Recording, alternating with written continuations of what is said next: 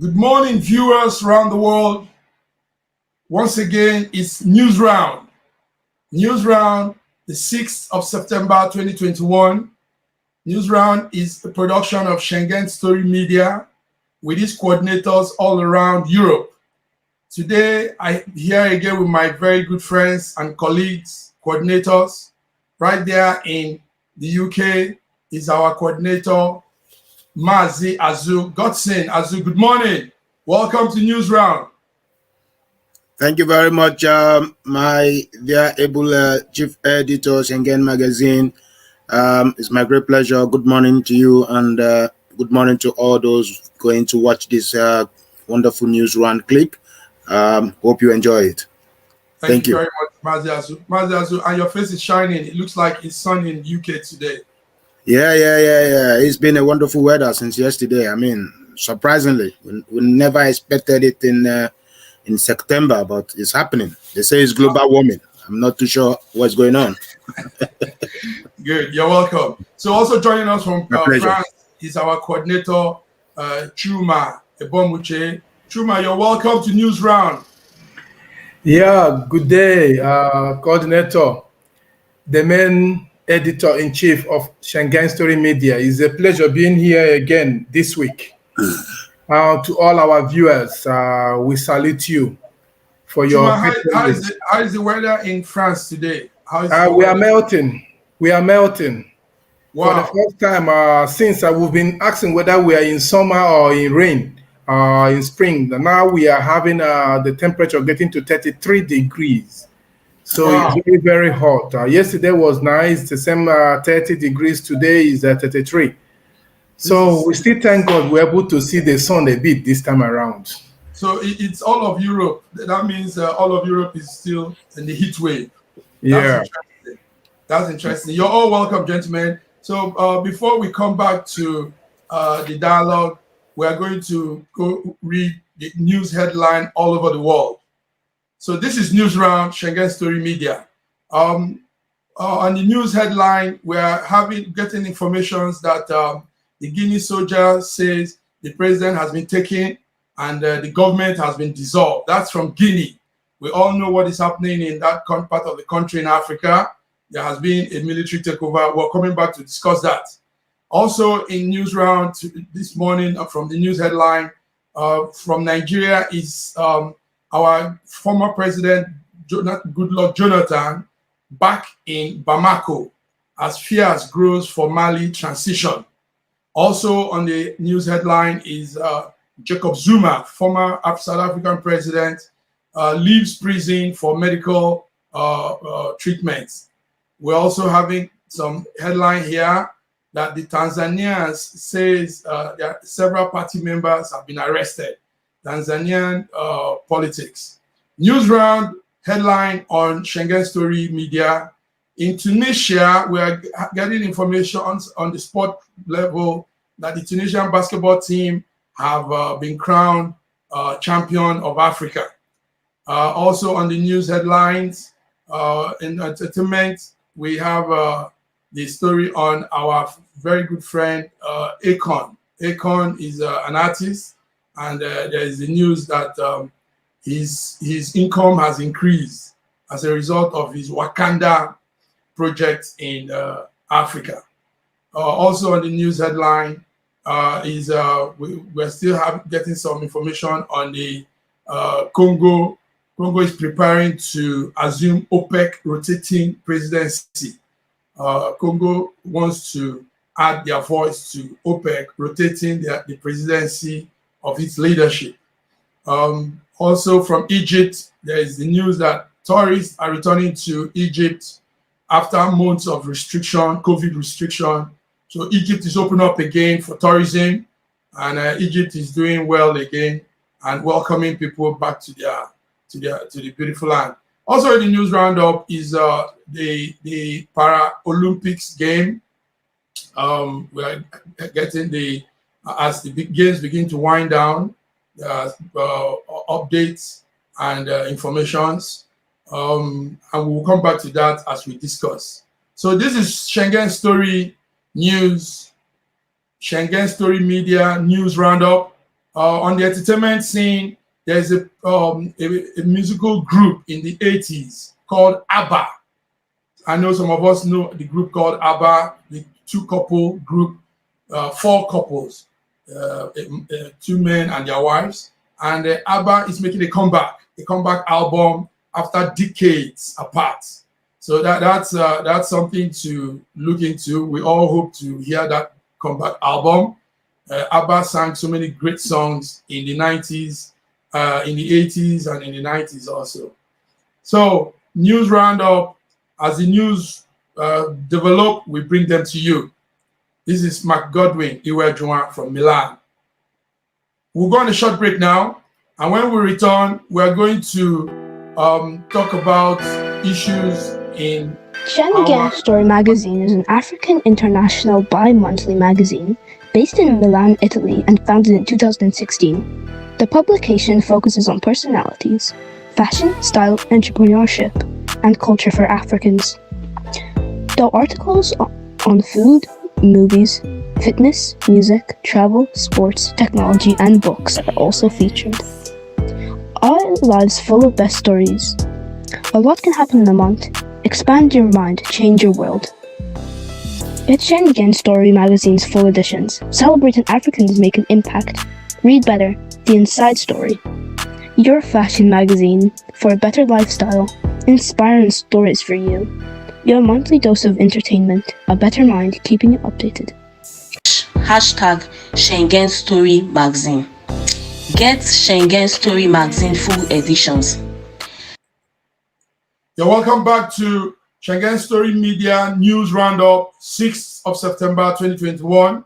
Now we want to be updated. We want to come to speed on what is happening in Africa, in Nigeria. So Maziazu, can you bring us up to date? What's going on? What's new? What's hot? What's trending? Yeah, thank you very much. Obviously, the news is still the same.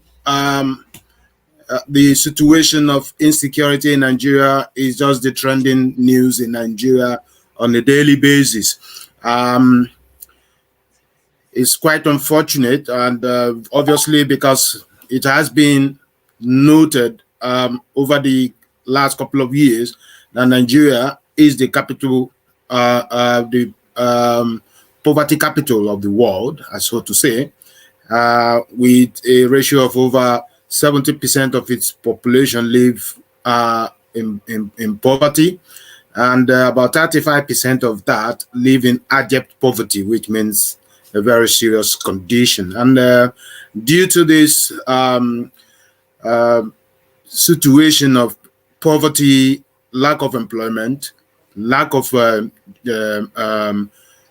good business entrepreneurship opportunities for younger people to engage in a honest business transactions, the flow of money or currencies in the country is absolutely leading many young people to all kinds of crime.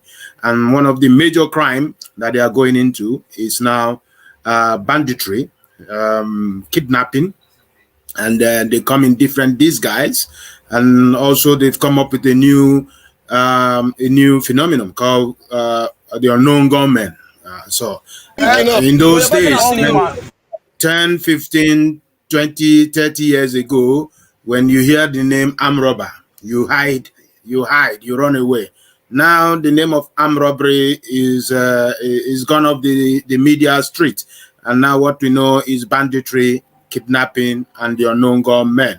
And this has turned the country upside down. As at this weekend, we hear about the sudden assassination, so to say, of Omoyole Showure's junior brother, Olajide Showure, I think they call him, who actually went back to university to study. He's about 50 years old.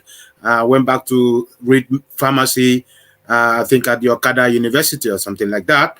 And then he was kind of ambushed by some group of people they call herdsmen, Fulani, whatever. and shot on sight, at sight, I mean, at the car he was traveling with around Okada town. And then he died instantly. And many people saw the video. That is quite a sad story. And many people are looking at it as if it's a kind of a signal to Omoyele Sowore, who is a notable social activist, political activist in Nigeria. Probably they are trying to send a signal to him. If we can't get you, we can get someone in your family.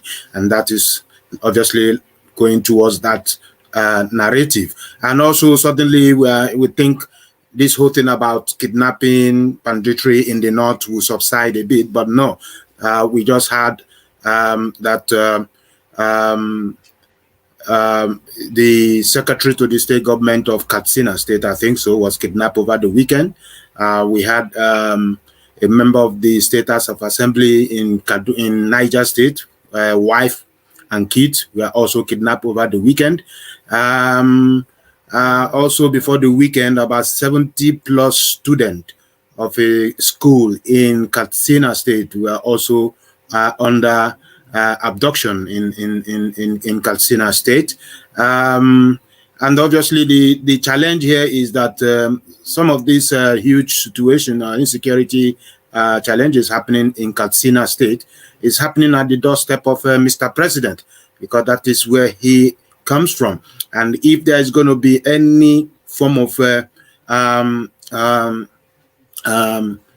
response to citizen safety and security, Mr. President should take the lead, and the lead should come from his own state. If his own state is not secured, then the president might as well tell every other state that my state is not secure, so why should I come and secure your state? It's a very wrong signal. It's a very wrong, sarcastic way of telling Nigerians that insecurity is not just your own problem, is my own problem too. But then he has to come out, because that is why they elected the president. The president is supposed to provide an enabling environment for a thriving economy, and which will lead to some relative peaceful social order in a society. And if you have that, then people will not want to go into any form of national crime or religious crime or political crime.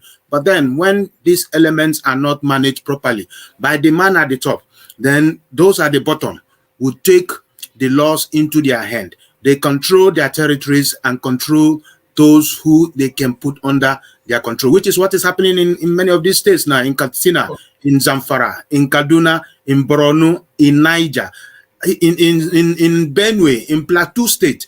And is gradually creeping into the southeast now. We have people now taking territories in Enugu, taking territories in Imo, taking territories in Ebonyi, trying to carve their own enclaves, and which the governors have no power to even match what they are trying to create within their own state. You could imagine when somebody comes and says, I'm the governor of a state, when there is an elected governor in that same state. So the situation right now in Nigeria is unfolding daily without no real good news coming out of it at the moment with regards to state of security.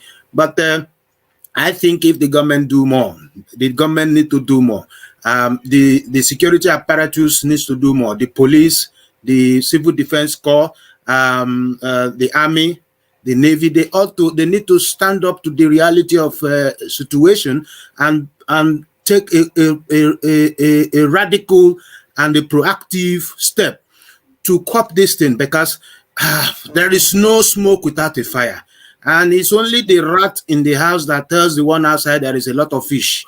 And so the militaries need to purge themselves. They need to purge themselves, because some of the people creating this problem working hand in hand with either the police, with some of the army, rank and file, and the informations they get to be able to function. Because you can't imagine when 300 people on a bike, 200 people on a motorbike ride 100 kilometers to go and carry out an operation, and the police, the army, the Navy, the Air Force will say they don't know, they didn't see them, they don't know how they go, walk, move, trap. then there is something wrong somewhere. There's something wrong somewhere, and I believe Nigeria can do something about it. Thank you very much. There's something wrong somewhere.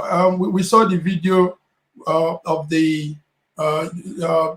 kidnappers, a particular occurrence in Edo State, where some kidnappers were caught and they were being dealt with, and they were asked. Now, Chuma, what we are seeing now is that these kidnappers are not only, they are not northerners like we thought.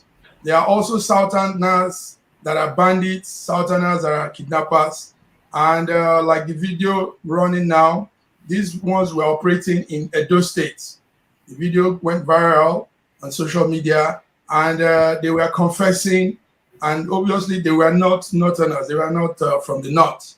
So how come we're having this? Chuma, can you bring us up to date on situations in Nigeria? Yeah, what is going on in Nigeria politically first, before we go into the banditries and all the kidnappings going on around in the nation. In the nation now, we are talking about election. Election is fast approaching in so many states, Anambra State and then some other states. Likewise, the local governments are taking up they're having an elections for them so that they can have their full stance and move. Like in Kaduna State, there was a little shocker going on there. The governor of Kaduna State, Nasir El-Rufai, he lost the polling booth under his own local government to PDP at a large number, actually, and then others were taken over. But the commendable thing about this is that the election was carried out with electronic voting. And he said if that with manual elections that people can, it can be manipulated, and even though this one can, but at the same time, there are some minimal ways of controlling it, which shows that if we can actually embrace these, there is bound to be progress in Nigeria. Then in the same way, that is the way the APC people in Anambra State who have been gunning to see how they will win the state again. Mr. Andy Oba, who's a senator, also was endorsed by the president to be a flag bearer for APC there. We know that Soludo is also out there. We also have other people from ADC and all those. They're all out there. I think Anambra State has timber and caliber, men of profession, of wits, coming out to come up and contest. These are not just a political, how do I call it, political workers. I call them political workers because they don't have any office. But in this place, these are professionals from offices. Many of them have offices. I think Peter Obi set the precedents for them to follow. If you don't have an office, you don't need to come out to come out to contest for an election, because if you lose, where will you fall into? All your aims and objectives are just to see how you can recoup money. But if you have an office where you're working, that will be something better. That takes us over to Alhaji Tinubu, who we had, there were a lot of rumors that he was down, and we thank God he has returned to Nigeria. But we got a message from one of the primates, one of the prophets, who were telling him that he should prepare himself, that 2023 will be his last, the end of his career, political career. That those behind him, those his boys and whatever, they are going to really betray him and hijack the whole thing, that he needs prayers and favor for him to survive in health-wise or others. The same way, he also told the governor of Borno State, His Excellency Oton, that he should continue with what he's doing, fighting the open grazing something, and then the Ruga, which he has been saying. Because if you look at the whole thing, what the man is doing, the Northerners have more lands than the Southerners. I don't know why they are still pushing towards to take lands from the Southerners. And at the same time, in this world now, we have developed so much that we no longer have time to start moving animals on the way and destroying crops and whatever. So Kaduna State has already banned it. even banning transportation of animals from one state to the other in the rural areas and the local ways.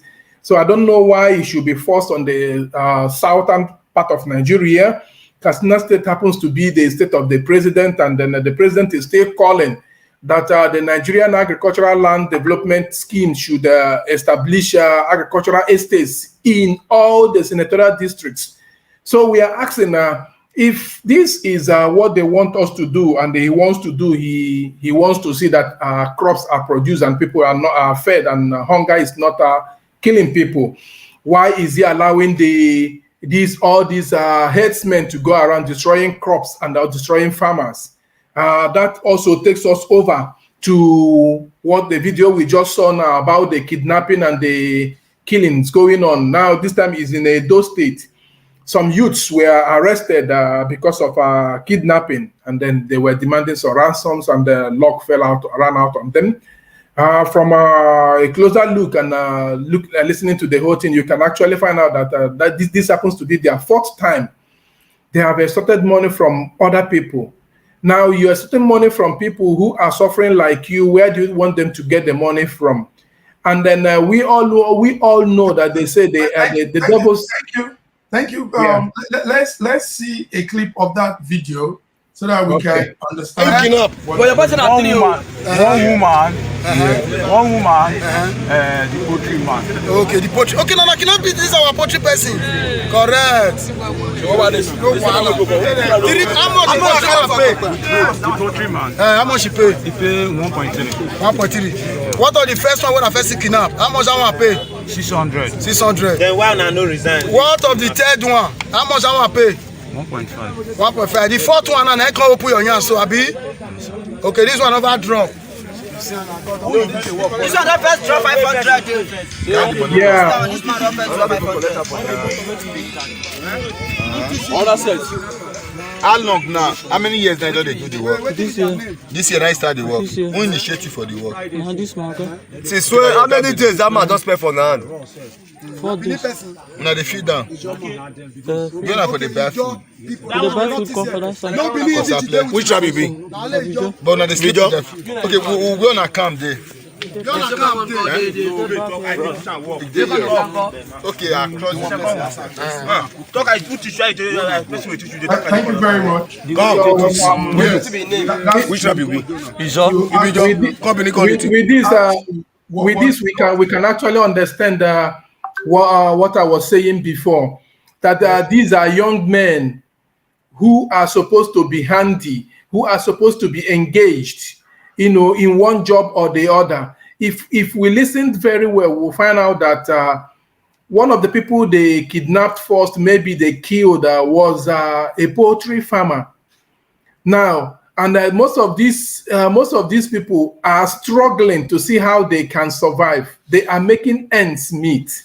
A poultry farmer is not having it easy in Nigeria, in as much as he must be comfortable having something to do than running around disturbing another person. But now these youths who, when they graduate, there's no work for them. They go to learn jobs. They don't have money to be trained for this. But let's digress a little on this. Maziazu, does that mean even if the government is not making provision for employment, which is sad also, but does that mean youth are now prone, or they should be involved in nefarious activities and this kind of this level of what we are seeing in that clip? Does that mean? I mean, nobody has had it fair in life, even in Europe, even with all the wealth also in Europe, they struggle to also make a life for themselves. So, are we using the excuse of government not providing employment, and we're now making this, I mean, as if this is allowed? What do you say, Maziazu? Then Chuma will take it to.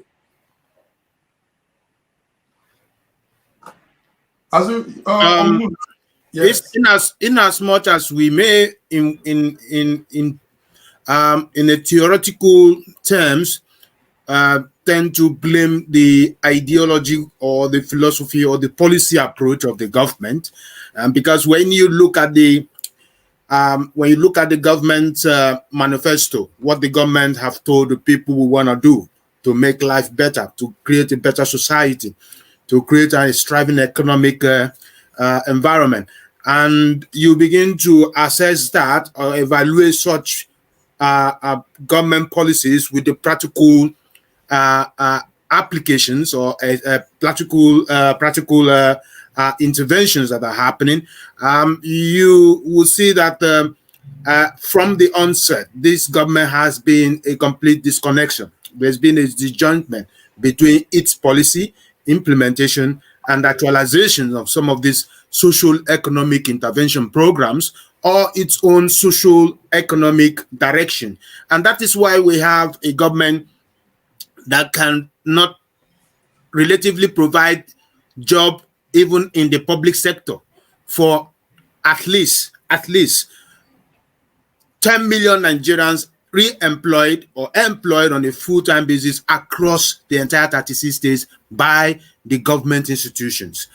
And if that is not the case, government providing enabling economic, environment, and intervention programs that allow private sector to strive. Today, Nigeria is one of the most backward industrialized countries in West Africa, not even to talk about Africa. We lack industries, we lack factories. I mean, even the ones that are created, we look at what Dangote tried to create in the north, the tomato factory, tomato industry. That company is already struggling.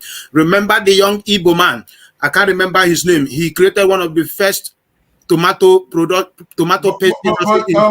Maziazu, you're dodging my question. My question is, do we have an excuse for nefarious activity because government is not providing? Does that mean? No, I'm trying to give you the answer that there is no excuse. Nobody has the government has no excuse. Very Nobody good. has an excuse. That's it. Thank you. Nobody has an excuse. You know, Yes, sir. nobody has an excuse because the situation has shown that there is nobody has an excuse for that. There is No every excuse. potential opportunity for government, for private sector to create an enabling environment for the young ones. With Nigeria chunk out about 1 million or 500 and something thousand university graduates every year, and 95% of them end up without having an employment. What do you expect them to do? Chuma,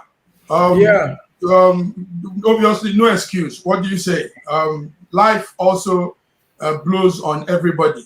So no excuse to be a kidnapper or a bandit or whatever. What do you say? Actually, there's no excuse. No excuse. But I once listened to a philosopher who said that even a murderer is right if only you can hear from his own side of view. Actually, nothing is good. When you know that you cannot provide for yourself, you must be able to learn from others how to provide for yourself. But in a situation where there are laws and rules, you must obey the laws and rules of the nation. No excuse for you to go out there killing others. The people you are killing are also suffering, feeling the same pinch that the nation is melting out on you. These are farmers, these are traders, and you are taken away from them, which means, one, you are lazy. Two, you have a dark mind. Three, you are not a progressive. Because if that strength you use to go and arrest somebody, kidnap somebody, stop him from doing his work or whatever, let's say it's the problem of initial capital that you're looking for. According to them, they were able to make 601.5 or whatever from the first one they got. Why wouldn't they use that to start something else? There are people in the Southeast who started businesses with 4,000, 10,000. I know of a young man that started business with his school fees, then back in the 80s. Yeah. And he's rich today. So there's no excuse for you to go out there to kill somebody else so that you can survive. Because when you kill to survive, you need to be killed at the point of your own survival. Thank you. Thank you very much, Chuma. We'll go on a short break now. This is Schengen Story Media News Round 6th of September 2021. We'll go on a short break, and when we come back, we will be discussing some hot issues. Strong things are happening in Africa. There in Guinea, we are seeing very hot occurrence, and also updates on the Taliban and the Americans, updates on the Para Olympics that have been concluded. And so join us, News Roundup.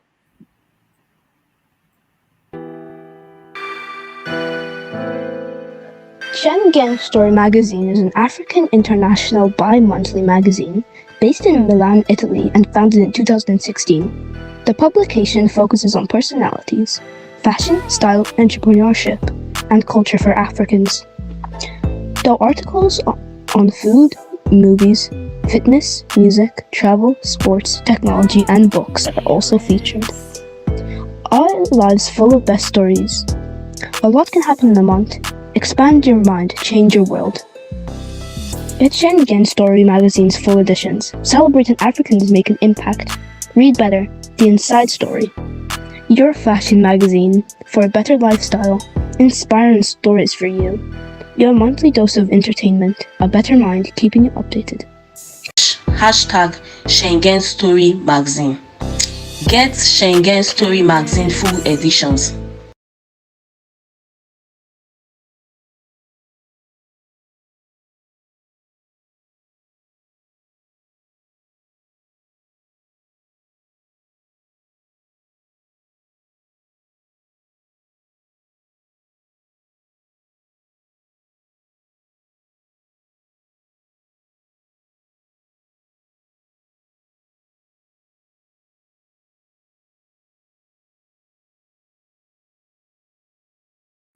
So we're back. We're back again. We're back to Schengen Story Media News Round this beautiful Monday, 6th of September. Things are happening. Mazi Azu, are you following what is going on in Guinea? Can you give us some updates on Guinea? Guinea and our friend, the president, Alpha Conde. Now we hear of so many things. Can you bring us up to date, Mazi Azu, please? Yeah, I think the thing is that it's quite a shocking scenario, and it's taken many people in Africa, and most especially those countries in West Africa, at a very rudely shock to hear the sudden military junta intervention in Conakry, Guinea, yesterday morning. I am sure this has been coming for a long while. We were made to understand that the young Lieutenant Colonel that led the military junta that took over the government palace. Incidentally, they were the Red Army or something like that, the presidential guards, and that revolted suddenly and then put the president Alpha Conde under presidential palace arrest, and at the end took the power of governance from him and his other cohorts in Conakry. The storyline is that there is a kind of a ethnic divide, political misconceptions, and also for the fact that there have been a very consistent outcry about the way Alpha Conde has been running the country in the last almost 2 decades now, if I'm not mistaken. He's running for his I think he won the last election for the 3rd time, sometime last year or 2019. And Alpha Conde is about 82, 83 years old. And I just don't understand why at that age someone could still be so viciously holding to power, and also being very brutal with the power, because there's been stories of him taking on his opposition political enemies in Guinea, and this has not been going down well with them. Just like the Reuters news yesterday made it clear that why the story, the social media story of the military junta takeover was filtering out into the mainstream society. The opposition group, the opposition party members or so, were jubilating as if there's some kind of connection between some of the opposition elements and the military, the young military juntas that took over the government to strike. And as such, those who are in support of Alpha Conde begin to run into hiding, not knowing what to be the consequences of some of them if they have to react abruptly without any consent. So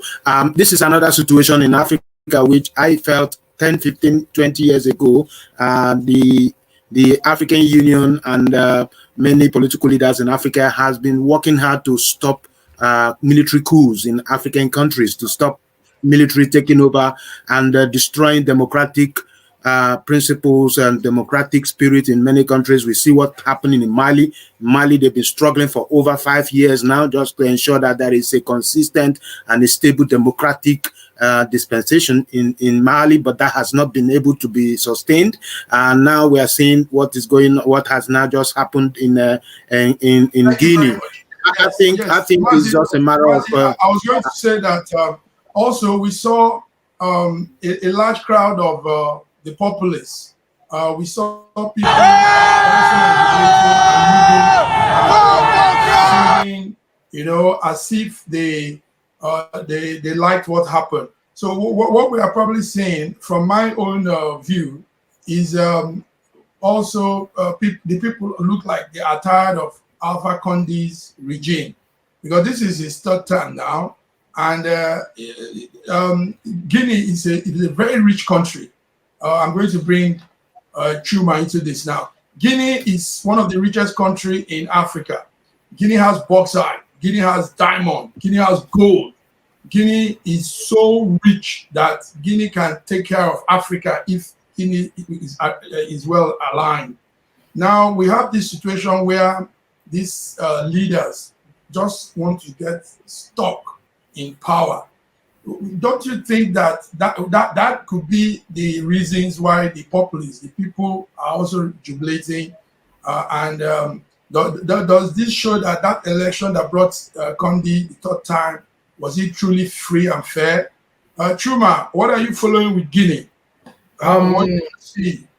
When it comes to Guinea, is a situation that is somewhat, I must say, somewhat. For somebody, when you come into office, we always believe that there's a term. If you enter an office and you rule for 4 years, you're not able to achieve something. Let's say you use that to do a foundation. After that, you rule for another 4 years, another tenure. You're supposed to finalize and leave that place. That's not your mother's kitchen. Neither is it your birthright. Other people are supposed to rule. They say variety is the spice of nature. When there is variety, many more people coming in and then continue from where they are, where others stop, there will be development. Like the Q leader said that they are doing this in the interest of the nation.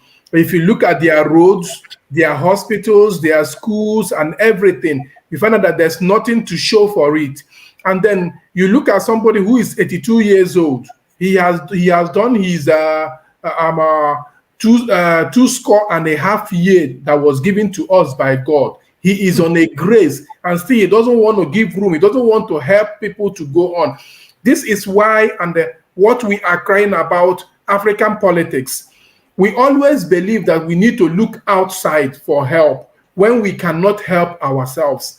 Cameroon, their president is still there on seat.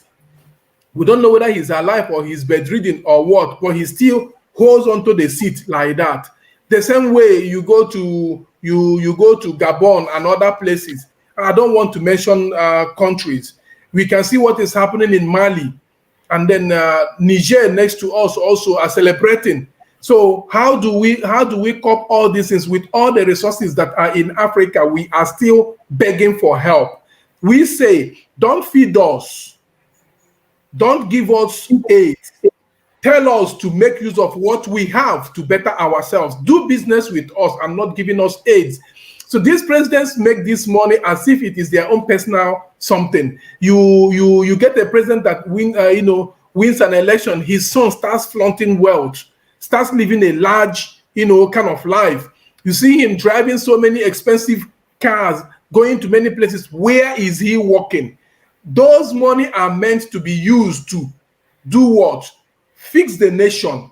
Like here in France, every summer, if we have 10 streets, 8 of them are under construction, reconstructions to make them work better so that people will live better. And there are new ones coming up. There's a plan that has been laid down till 2030 and the more 2050. Any administration that comes in will continue from where the other one stops. But in Africa, just like in Guinea, people are crying. There's no good roads. What are you doing with all the money you are stocking? The power you are trying to die, with, where do you go with them? Nothing is going to, nothing is going with you. You will only go with your head. That's all. Fix the nation. Let the people be up to date, because when there is good roads, we only ask for 3 major things. Let there be good road, let there be electricity, pipe-borne water, and then health, which will help with education. You see that the nations will grow, people will develop, people will start up their industries. Many of them that want to go outside will look inwards and help themselves. The president is not doing fine. Actually, we're not in support of that. Thank you very much. Good insights there. Gentlemen, there are still good news in Africa, even though the Guinea story is not too good. But also right there in Africa during the week was from Zambia now. We're looking into Zambia, and the new president, the one-time opposition leader, Hakunanda, he was able to show some true leadership skill, and we hope this will be learned and it will spiral around Africa. We saw a situation where maybe we'll just look at the video, few clips, and we talk about it. I never knew that I would end up in maximum prison. And Deputy Commissioner General Warrior, he's a young man. We met in those circumstances. He was my boss. Under difficult conditions and quite oppressive regime, he tried very hard to act professionally. He knows what I'm talking about. I know what I'm talking about. Chakawa knows what I'm talking about. And I looked at this young man. How is he managing to stay reasonable in an environment like this? He was my boss. I was a bit naughty sometimes because I did not accept certain instructions, which I thought were against my human rights. But we got along in a very strange way. He was my boss. Today, he's being sworn in by one of his detainees. Life goes round. And if we, all the time we are saving people to the best of our ability, we'll be fine. And it will be noticeable. There is, I never told him, he got a message this morning that he'll be Deputy Commissioner General. I don't know how he felt, but it's how he acted when he was fully in charge. Professional, to the best of his ability. I think that's the message I'm delivering.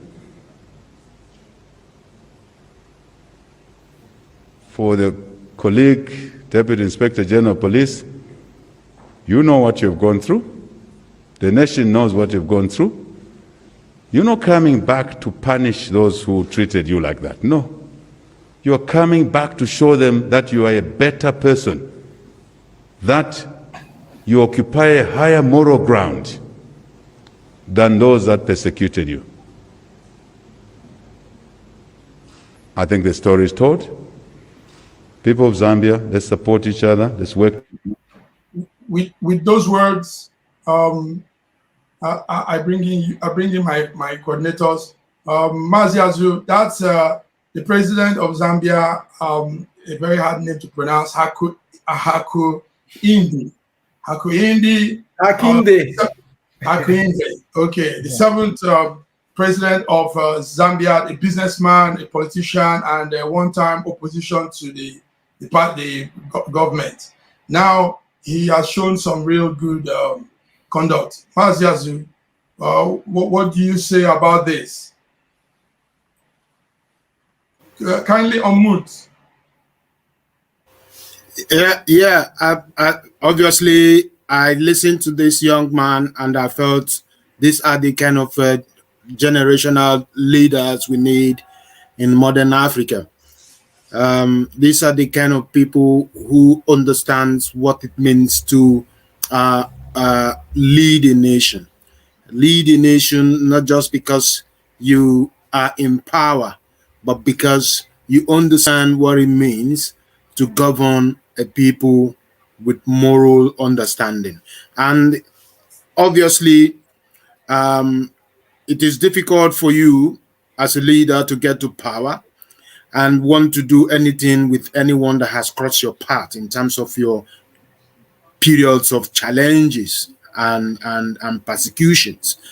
But for someone to, at his position, to remember even those who were used to persecute himself or his person, and recognize the role they play, recognize their art of professionalism in their day-to-day official duties, shows that, like he said, life comes around. Whatever goes around comes around.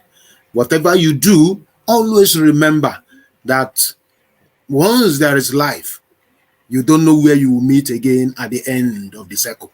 Once there is life, whatever you do to anyone in your position of power, once there is life, remember that we are all going through a circle. You don't know where you meet somebody again in that circle. And that is what the president have just shown there to the deputy head of the correction center, the prisons in Zambia. That's what he has done also to the deputy police, the deputy inspector general of police, but this is not, it's unfounding among leaders in Africa. But every now and then, somebody is raised in this modern African society to show an exemplary life. We see how the South African government justice system send a president of one of the most powerful countries in Africa to prison. It is difficult. Who will ever send a former president to prison in Nigeria? I'm not sure that president is born. I'm not sure that president is born now in Nigeria. We send any former president in Nigeria to prison. I'm not sure. In a democratic Sorry. Epomuche, Uchuma, you saw the video also. Now, what do you say to that? Give some insights to that video. First, I must commend the president very well. He's a good sportsman. Even his predecessor during the election, he won the vote, and the former president won the heart of the people. But they shook hands. That's to show that they are working for the people and not for themselves. All they want is for the progress of the nation. Actually, from the swearing in and mere listening to him, you can understand that he's a wise man. It is being said that the best leader is not he who rules well, but he who is able to assemble the best and make them work as a team. He saw somebody who was diligent in his duties, no matter what. And he said, if this guy is good in a little thing, which means he will be good in a bigger position. He brought him out, not for his own sake, but for the sake of the nation. This will make others to learn and to be able to do the same thing this other person has done, so that they don't know who will notice them. That shows you that whatever you are doing, wherever you are working. I was once told by my rector then in school, he said, whatever you are doing, do it as if it's the best. Don't mind whoever that is looking at you. Do your best, be happy, because your happiness lies in you and not for other people. Nobody gives you happiness except yourself. So you can see these people were working, they were doing their job very well, and they didn't even care. They didn't want to please anybody. All they wanted was let the law and the rules be followed and be done the way it's supposed to be. And if things could be done this way, people will do their work and whatever, automatically there will be growth and development in Africa. Just like here in Europe, where when you are working, you know your salary, you live within your salary. And not like in Africa where you are working, your salary is let's say $2,000 and you're driving a car of $1.2 million. How do you make that money? So I thank the president and I thank other people who are learning from this. Let them keep doing it and then live and work exemplary lives for others. Thank you. Thank you very much. With this, we begin to round up. But before we completely round up for today, let's talk about this wonderful event called Paralympics. The Paralympic game 2020 it's 2020 actually. It was supposed to be held last year, but COVID shut it down, and it was now postponed to this year. So what are we saying? It was a great event. China led with the number of medals, 200 medal, 96 gold. Great Britain followed with 124 medals in total. America followed with 106 medal. Then we had that funny country called RPC. That's Russia. Russia arranged themselves in another way. They rebranded their country because they are on a ban. Remember what happened to them last time? So they are on a ban for doping. So, but what they did was rearranged and reconstructed a squad called the RPC.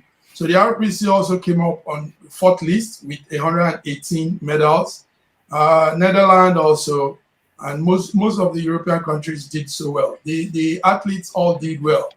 Now our focus is in Nigeria. Nigeria Paralympics team performed wonderfully well. They outshined the normal Olympic team. Chuma and Mazi Azu, what are you guys seeing about this? We are following this. Mazi Azu, are you there? What are you seeing about this? What this Paralympic and the Nigerian team doing so well? What will you say? Well, I'm obviously, to be honest to you, I did not follow the Paralympics activities. Obviously, I do believe in the spirit of the Paralympics in the sense that it kind of give sporty challenge and competitive social interaction for many of our fellow beings who are physically challenged in one form or the other, just to get them be part of the society, be part of the global world community. Yes. Yes. And give them a new life. I believe in that spirit. I appreciate what they do for these people. Obviously, I think to come to Nigeria, it is a good thing for Nigeria because I remember many years ago, nobody cares about those people with physical challenge in Nigeria. Nobody really care. They all end up on the street begging for money, begging for food, begging for survival. And but in recent time, those people have been integrated in many forms of societal very good. treatment. The Nigerian team did very well, even though Tunisia topped the African list. Tunisia had 11 gold, 11 medals in all, and Algeria also, Algeria, Morocco, Tunisia, but Nigeria came third in the African list with 10 medals, 4 gold, 1 silver, 5 bronze, and that gives us 10. Now, this is a wake-up call to the federal government. Chuma, this is a wake-up call to the federal government, because that means that there are disabled people that are ready to go all in the name of patriotism and bring glory to our country. And we have that nature of not recognizing the disabled. You and I are all here in Europe, and you see how the disabled are esteemed. They are people too. So it's a wake-up call to our government to look into this community of people, even though they are disabled, but they are human beings, and they have their. What you guys are going on? They have their desires, they have their goals, they have their ambitions, and you find out that they want to do it with all enthusiasm. Chuma, what will you say about this Nigerian performance at the Olympics? First, I will say a big congratulations to them. I am proud of you people. I love you all. Nigeria went with 22 people, Paralympics, and came back with 10 medals, which means for each 1 medal, 2 people worked for it. So it is a challenge to you and I, all of us watching this, every Nigerian. We should understand that if somebody who is physically challenged could go out there, beat others, and be able to get a medal for it, then why sit at a place waiting for government to do everything for you? Automatically, these people have gone out there to tell you that you being physically challenged is not a disability. Rather, it is empowering you to look inwards and find out what you can do to better your life. You can't be going around begging money, begging for arms to survive, when you can actually feed people. Here in Europe, people who are physically challenged are in the offices like you and I. They drive cars, they go through trams and do every other thing you and I do. But back home, we see it as an opportunity to start begging. I once watched a young man who was lame, but he's using crutches now. He said he went to the universities and the lecturer told him that you don't have a place here. You should go to the gate and be, begging. But he said no. He ended up being one of the best students from UNN, and he's doing fine. So this brings me back to the Paralympics. Please, I call upon the government, make it easy, make it accessible for all these people to go and train, to have access to sporting facilities. They can help the nation. They can bring glory to the nation. All of them are still crying out the same way we are all crying out. Let the government love us half the way we love them. Then we can put in so many things for the government. All we need is what? Motivations. These are people. They are our brothers and sisters, our wives, our children. So let the government increase their attention in sports. Let the sports minister make sure that more sporting stadiums are built or not equipped for these physically challenged people, because tomorrow they are bringing glory to Nigeria, and not just to themselves but to the nation. Let most of the salaries that are being pocketed, the overblown salaries, be channeled to providing facilities for the Paralympics and for the able-bodied people. I believe if people are motivated more, we will have more people coming out to go and challenge. It was just 22 this year. I believe next time, with more encouragement, we can go with up to 32 people, and we come back with 20 golds. Thank you so much. Powerful, Chuma. That's a good one. Thank you very much. Okay, so we before we round up, we need to also look to the international scene. There's a very funny, not really funny. There's a video on the scene that shows. I'm talking about Afghanistan. There's a video that shows the American soldiers dismounting and switching off all the gadgets, the Humvees, the Jeeps, the helicopters, the planes, and all their equipment in Afghanistan. Now, the Taliban are angry about that because they say those equipment belong to them, to the Afghan government. And since they are now part of the government, it's for them, but they can't operate some of these things any longer. These things have been destroyed. Let's see a video of what is going on, and we'll come back to round it up. Thank you.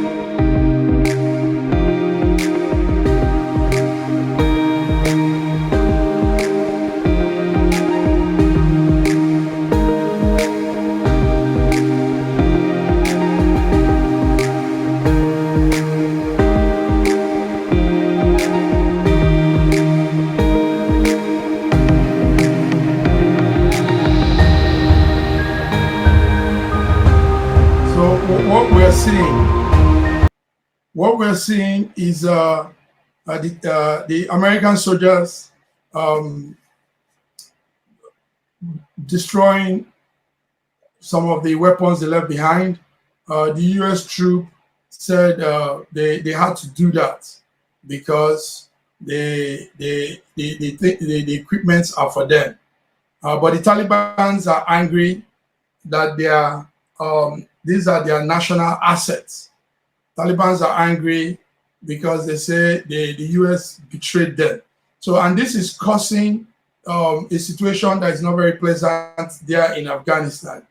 The Taliban are now going on. You remember, there are still Americans there in Taliban. There are still British people also, some Europeans still in Taliban, even after the deadline and the time given to evacuate.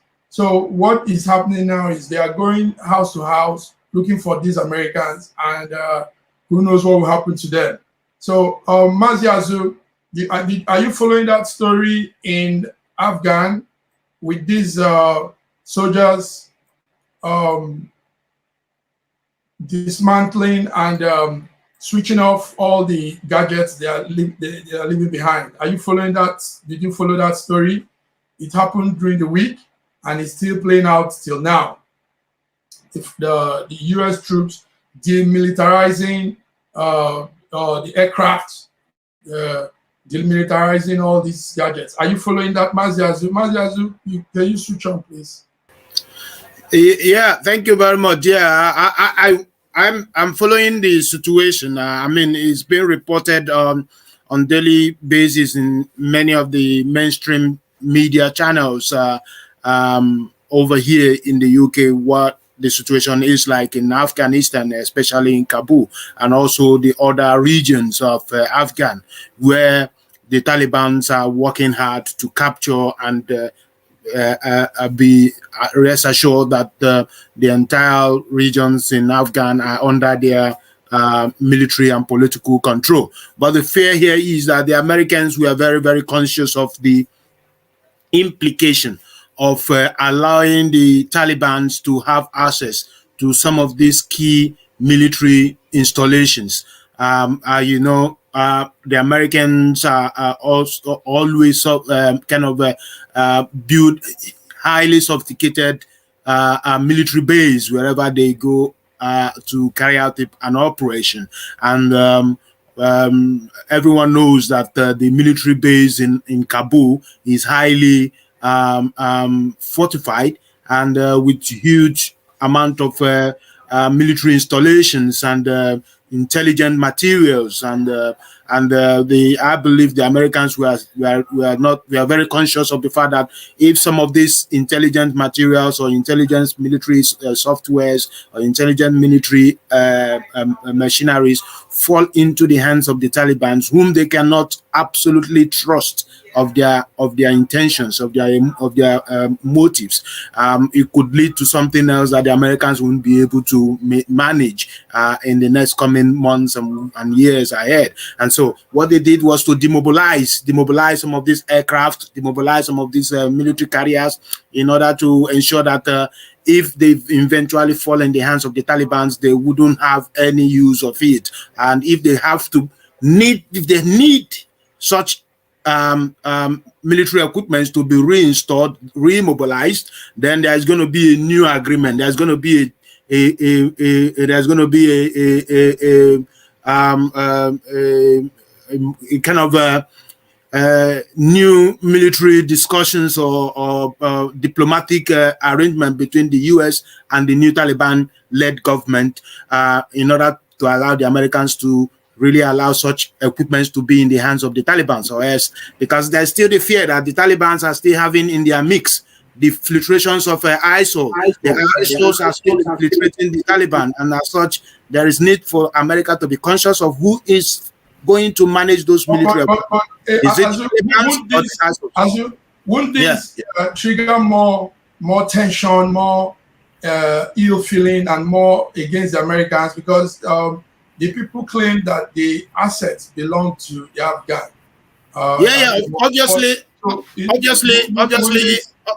Obviously, there's going to be a lot of misconception.